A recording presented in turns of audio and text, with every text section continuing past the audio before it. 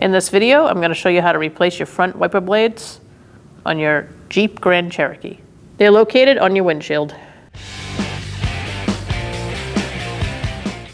You got to lift up your arm, push the wiper forward, and push this tab that's underneath forward, and slide this down. Remove it.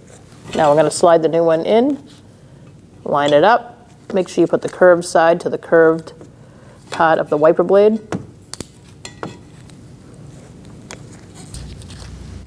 Make sure you hear it lock in. Give it a good check. Remove this guard. You don't need that. And you can lay it down. The process is the same on the other side. One more note, this is a kit, so if you have one short one and one long one, you want to make sure you put them on the right side. When only the best will do, demand TRQ.